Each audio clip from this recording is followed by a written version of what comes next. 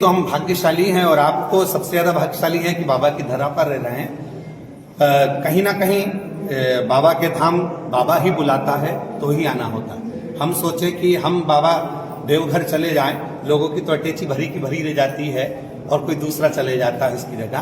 तो बाबा ने बुलाया है, हमको तो लगता है देवघर वाले बाबा ही इस कथा को सुनना चाहते हैं, इसलिए बाबा ने पहली बार आपकी कथा हो रही है यहाँ देवघर में, भीड़ काफी होगी, क्या कुछ संदेश देना चाहेंगे? मैं सभी भक्तों से एक ही बात कहना चाहूंगा। पहले तो जितने भी श्रोता भाई बहन आए, हम हमारी कथा में कहते हैं मेरा भोलेनाथ डायमंड है, हीरा है। तो आप अपने कान के हीरे हो, गले की चेन हो या मंगलसूत्र हो या कीमती सामान हो या जेवर हो या पर्स हो, कोई भी कीमती सामान लेकर पंडाल में ना आए, क्योंकि भीड़ बहुत लाखों की होती है। और प्रयास ये करें, कोई बीमार व्यक्ति है तो वो घर से ही कथा का रसपान करे और जितने भी भक्त यहाँ पर आए उनकी सेवा का क्रम करें, एक दूसरे को धक्का मुक्की ना करते हुए अच्छे से कथा का रसतत्व ग्रहण करें, क्योंकि ये कथा शिव की है। यहाँ तो कोई प्रसाद तो मिलता नहीं है कि प्रसाद की भीड़ बढ़े, या यहाँ कुछ चीज वितरण होती नहीं है कि कोई चीज वितरण की भीड़ बढ़े। यहाँ तो केवल कथा सुनते हैं भक्त और कथा सुनकर चले जाते हैं। तो अपना कीमती कोई सामान है तो घर छोड़ो और सावधानी से कथा का रसतत्व ग्रहण करें। आज तो सनातन